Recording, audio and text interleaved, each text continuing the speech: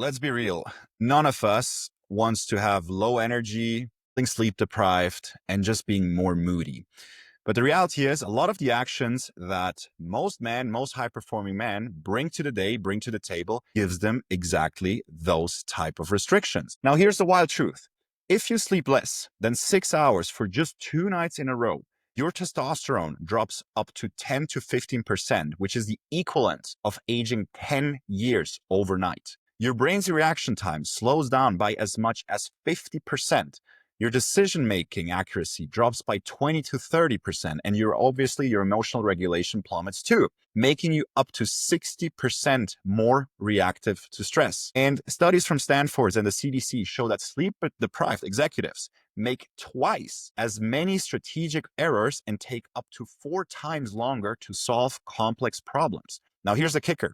If you consistently get under 7 hours of sleep, which is the reality for a lot of men out here, your mortality risk, meaning your chance of dying, increases by 12% just by your sleep, nothing else. On top of that, your insulin sensitivity, meaning how well you tolerate carbohydrates and sugar, drops by 30%. And your body produces 45% more cortisol. The stress hormone, you heard cortisol before, that's the stress hormone that kills performance, focus, and muscle retention. Because the thing is, like, most people think skipping sleep buys them time.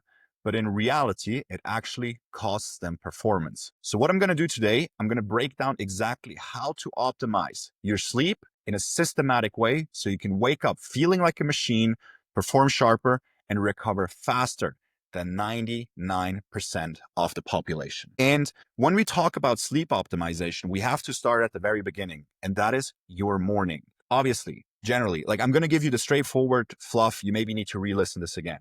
Have a consistent sleep schedule, meaning go to bed as much as you can by the same time and wake up by the same time too. So usually my personal one is I try to be in bed by 10 and wake up at 6 quite regularly. And I also wake up naturally in that situation. Then caffeine is a topic. Caffeine is fine. Have your coffee. That's totally okay. But if you drink coffee too close to bedtime, meaning in the afternoon or even in the evening, it will objectively wreck up your sleep. Even if you're the type of person who says like, oh, I can drink an espresso and then go to sleep. Yeah, but it's like saying I can have a couple of beers and still drive the car home. Like, yeah, you might be able to, but you're objectively making things work and be in an objectively worse position to handle all of that. My personal recommendation, and that's what I do for myself, is I cut off caffeine and coffee, any form, by noon. Me personally, by noon, I think 1 is also still okay. But if you're having sleep issues, you're not sleeping through, and you're just like waking up tired, cut off caffeine by lunchtime. Just do that. And then when it comes to sleep optimization, I made a full episode when it comes to neurophysiological recovery. You can have a look at that episode too. You'll find that quite instantly. When it comes also like to calm down your nervous system, that's obviously part of sleep regulation too, and how to optimize your sleep. But I'm giving you the more generic or more easy to execute ways on what to do that you can do right now today that will improve your sleep quality. Like I said, cutting off caffeine at a certain time helps. Then also cutting off your work time at a certain amount of time. Because if you're replying emails and doing heavy thinking, heavy lifting with your mind close to bedtime, like, yeah, your mind's going to be racing. And if your mind is racing before you go to bed, it will keep racing. And that's probably the reason why you're waking up throughout the night.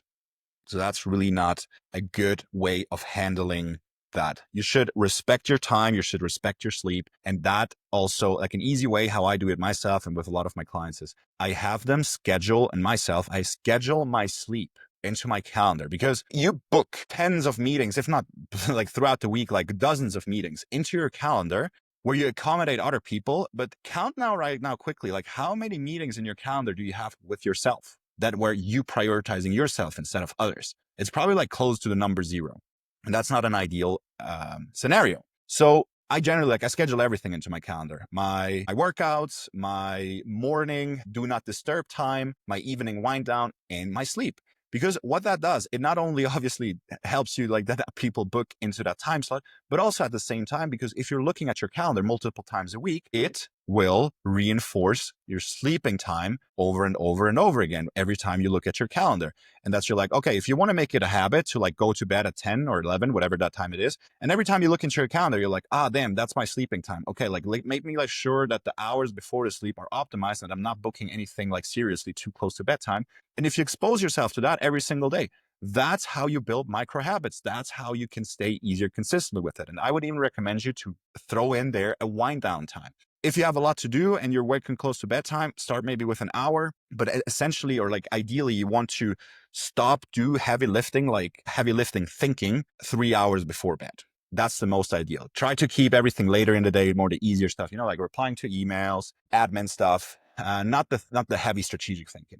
Reserve that for the first half of the day. And then when you're in that time, in that wind down time, there's obviously a few other things that make executives rack up their sleep. And one of those things is the screen. If that's from your phone, if that's from the screen, from the laptop that I'm sitting in front right now, if it's from the ring light that I'm seeing right now here, or the light that I have in my apartment, especially if it's heavy blue light, meaning if it's like heavily white, if it has a very white tone, there's more blue part in there, and blue light signals your body it's daytime. You want to have that in the morning. You want to have that in the middle of the day. You don't want to have that in the evening, because otherwise you're giving your body the signal with artificial light, hey, it's daytime. You need to be active. And you're being then on your screen, on your phone, on the TV just before bedtime, having that blue light exposure into your head, artificially jet lagging yourself because your body thinks it's daytime, and then racking up your sleep through that. There's two easy fixes to do that. On your phone, there's something, when you swipe down, if you have an iPhone right now, you can do that literally right now if you're watching this video right now. If you click on the screen temperature, not temperature, but the brightness that you can see right here, when you stay on it, that's what I just did. If you stay on it, the big menu goes up. And at the bottom, in the middle, there is something that is called the night shift. And when you click the night shift, your screen turns more orangish. You can change that in the settings of the iPhone, but what it does, it takes out the blue particles and gives it more red. That's what mimics sunset colors, because the sunset is red and you have more red particles inside. So that will help you. It's not the complete solution, but it will make a massive difference, because you can do that on your phone. You can do that on your desktop. You cannot do that, or most likely you don't want to do that on your TV. And what you can do in this situation, if you're serious about your sleep, is getting one of these fancy, what we call blue light blocking glasses. There are also blue light blocking glasses that are transparent. They usually don't work as well. They're more like for daily exposure if you're working a lot on the screen. But if you want to actually filter out blue light to respect your circadian rhythm, blue light blocking glasses with a red or orange tinted glass will be helping you filtering out that light.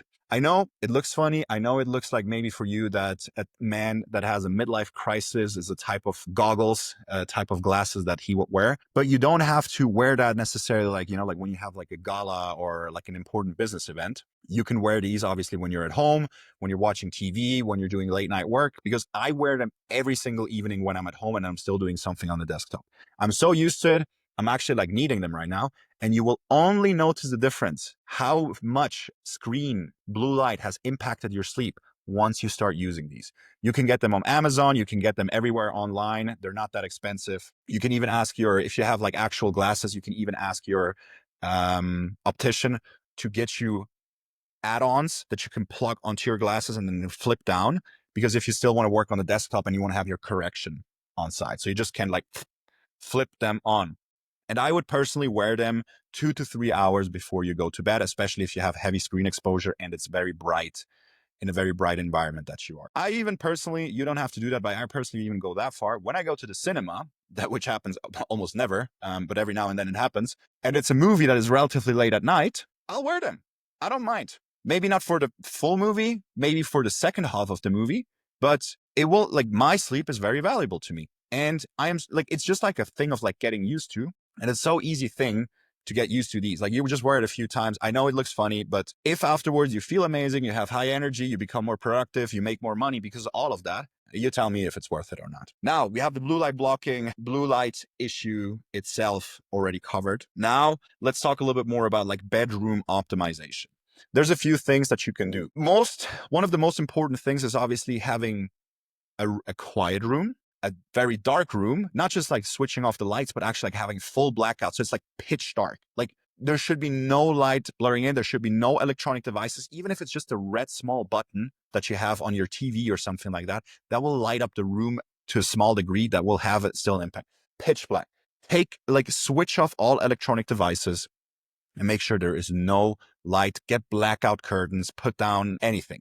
Just make it as pitch dark as possible. And then on top of that, make it as cool as possible. I know in Central Europe, or let's say in the DACH region, Switzerland, maybe even like up to like France, Belgium. In Switzerland, I know, for example, like air condition is not a very, like it almost nobody has that, just like in certain clinics where, but every summer is the same fucking spiel. It's the same bullshit. As soon as summer rolls around, everyone's like, oh, I couldn't sleep. It's so hot. Like, yeah. If I personally would still live in Switzerland, guess what? I would have an AC in my room, because having a cold sleep environment is massive for high sleep quality. And to give you an example, I even have the AC on right now. Your room temperature ideally should be between 15 to 19 degrees Celsius. That's quite cold. So it should be literally so cold that when you're without your blanket, that you're like, I want to get back under the blanket. Because you maybe like noticed sometimes when you were, I don't know, like in the Alps or somewhere where it's like really cold at night, you maybe did some adventure and the sleep environment was just very cool. And you're going to sleep and you're kind of like, oh, like I'm very cold. But the next day you're like, oh, damn, I sleep actually like very well. Like, think about that. It's true. A cold sleep environment, even if it's like a little bit too cold, like obviously if you're like freezing your toes off or something, then it's too much. But like 15 to 19 degrees, you're not freezing your toes off. And you're making a massive improvement in your sleep quality. Very, very, very big hack. Like I said, if I personally still would live in Switzerland, I would get myself an AC, even if I just use it for 2-3 months out of the year. Because I think 2-3 months with bad sleep because of heat is worth an investment of an AC. Very well worth it. Now, what I would also do, or what I do especially, is I standardize my sleep. I also have a lot of my clients that travel for work and changing time zones, standardizing their sleep. What does standardizing their sleep means? Obviously, if you're traveling time zones, you don't sleep at the same hours, obviously, because you're changing time zones. But you can train your body to certain standardized protocols that he knows, okay, if this happens, this means sleeping time. And examples of that are earplugs, so you shut down all the noise, a sleep mask, because you're making it actually pitch dark, and then you can actually have like blackout type of bedroom vibes, even if you don't have like a full blackout, and the temperature, like I said. Obviously also the most basic stuff, having a comfortable bed, having an ergonomic pillow and all of that. Like we could go like into so much detail, but I'm giving you the things that are most likely most people are not aware of. So standardizing your sleep, getting earplugs, getting a sleep mask. I would recommend you highly get a professional sleep mask and not like using the one that you've got on your last long haul flight, because these are shit. They're uncomfortable. They're not actually like blacking out. I personally use Manta Pro. They have different models. If I would try a new one, I would probably try the Manta Silk. I don't have an affiliation with them. It's just a sleep mask that I've been using for years now, and I don't want to have another one. But I use the Manta Pro, because even if it gets a little bit hot, the Pro is built that it's like also like made for if you're in a warmer climate. So you're not having like a massive sleep mask and it produces additional heat and like you're getting hot. But I've been using sleep masks ever since. And also all of my clients that travel often and that need to sleep on planes, that need to sleep in hotels and standardize their sleep and not always be like are influenced by outside circumstances to the degree that they're avoidable. Also, and this is a small side one, switch off your phone or put it at least into airplane mode. Switch off your Wi-Fi and switch all of your Bluetooth devices on. A lot of people don't know that, but before I went into the whole topic of human performance, nutrition, training, body transformation, I actually studied electrobiology. And electrobiology is the topic of electromagnetic waves and the impact that they have on human biology. There's so much to go into there. It's such a big topic and it's a very overwhelming topic for a lot of people. But the bottom, to put it in a nutshell, to give you the best possible recommendation, so let's say the 20% that gives you 80% of the results, is switch off your phone or put it on airplane mode. If your phone is on airplane mode, but you really have to make sure that I have my phone right now also on airplane mode. I don't know if you can see that, but for example, the Wi-Fi is still on. So you want to switch that off too. So it's completely off. When you have, for example, let's say I switch on my Bluetooth right now and you switch it on from the same settings here and it's white, like you can see right here, it's still on, it's just disconnected. So you actually have to go into settings and switch it off. Or just simply say, hey Siri, turn off Bluetooth. Okay, Bluetooth is now off. And now it's off. And you can obviously check that back. If everything is off except the airplane mode, you're good. Plug out all your TV, plug out if you have a radio alarm, because these electromagnetic waves also have an impact on your sleep. For some people more, for some people less, depending on how sensitive you are. This is also like a genetic variable. But even if you don't have a lot of sensitivity and if you feel like it doesn't make a difference, it will have an objective difference. Trust me on that. It's a subject that I studied for a long time. And also, like I said, switch off your Wi-Fi. Because first of all, you don't need your Wi-Fi at night. You don't want to be reachable at night anyways, unless there's like, I don't know, like your wife is getting a baby and she's not in the same room. Like just like emergency situations. Then it's maybe like a different story. But in general, you don't want to be reachable at night anyways. You want to have good sleep. You don't need your Wi-Fi because Wi-Fi also has electromagnetic waves that will stress out your cells, produce free radicals. And if you know what free radicals are, this is what makes your body age quicker. And in certain situations, if you have a lot of exposure, which you probably already have from your office, from traveling a lot, it will increase your free radicals and technically increase your risk of cancer. I know we live in a society where it's difficult to like radio waves and electromagnetic waves because we have antennas everywhere, we have Wi-Fi's everywhere. But at least at night, where you recover and the focus is entirely on regeneration and recovery, and you want to give your body the best fundamental surface to have a productive sleep and productive recovery, give it to him then. He deserves it. And especially over time, if you all do these things, like you will see a massive improvement in your sleep. And now, a few additional things that I also do that, especially for people that travel a lot or want to maximize their sleep and get the most bang out of it. Obviously, if you're traveling a lot, you can use also melatonin because melatonin essentially is a hormone. And if you're using it the right way, you can change your circadian rhythm, meaning your internal clock, and adapt quicker to a new time zone. So just a simple protocol. This is not medical recommendation or anything like that. But what I personally do is if I travel into a new time zone, and for example, let's say you travel from Europe to the US or to just US time zone, your days get longer. Yeah, your days get longer. Actually, in that situation, it makes more sense if we do it the other way around. Let's say you're traveling from Central Europe to Dubai. You're losing 2 hours usually. So your bedtime should be 2 hours earlier if you go to bed at the same time. So what I would do an hour before my usual bedtime. I would take 1 milligram of melatonin because that helps my body signaling, hey, it's sleeping time. You'll fall asleep better. You're not being as much jet lagged. And you can use that to manipulate your circadian rhythm slightly. And not slightly, actually, like quite effectively because it works. What you can do on top that has melatonin is not a substance to be abused. I rarely use it. I literally only use it when I travel time zones and I want to adapt to a new time zone quickly. What you can also use is what we call the sleep of gods. Sounds interesting, right? 2 supplements that I've been taking for probably like 2 years now, and that make also a massive difference when it comes to your sleep quality are magnesium glycinate or magnesium biglycinate. So you either have like glycinate or biglycinate, which just have like 2 glycinate molecules, magnesium glycinate and L-theanine. So it's like an L minus theanine, THEanine. These 2, there's a few more like apigenin, GABA, 5-HTP. They do more or less, I tested through all of them, but magnesium glycinate and L-theanine, they both have a significant effect. They are cost effective. Your body doesn't adapt to it. It's not like you're doing chemical stuff or, like you're being dependent on something. It's just like an actual enhancement because L-theanine calms your nervous system. And as a high performer, you maybe want to have a calm nervous system. And magnesium glycinate just helps you with sleep. Magnesium doesn't hurt in general. And then we want to combine it at the same time with the glycinate molecule because glycinate will also help you sleep. And then just take that also an hour before sleep and it will have a massive improvement. If I meet people newly and that is close to bedtime, I sometimes even have it with me. And then I'll be like, if we did some, like mentally engaging stuff, I'm like, okay, look, take these here and tell me how you feel tomorrow. And every single time they're like, oh my God, this was amazing. Like I slept so good. It works. Very good. Magnesium glycinate and L-theanine. If you do all of these things, mask, head, earplugs, optimizing your bedroom temperature, you're already on a very good path. One of the most reasons why people wake up at night is also like to urinate. Most men don't drink enough. So what I would recommend you drink more, but drink it in the first half of the day.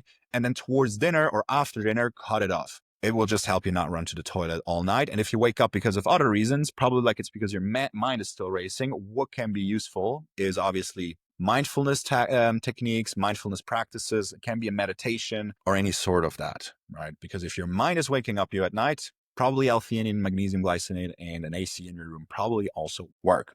But if you do all of these things, I know it's a lot, but start with a few of them that you can think like, okay, this is very easy to do. I mean, like supplements, you can order them right now online. Sleep mask, you can also order. Earplugs, you probably have at home. AC is probably like a little bit of a bigger thing, but highly recommended. And if you do all of these things just for a few days, you will feel massive improvements in your sleep quality, in your energy, in your performance, in your productivity. It will help your testosterone. It will help your decision making. It will help your emotional stability.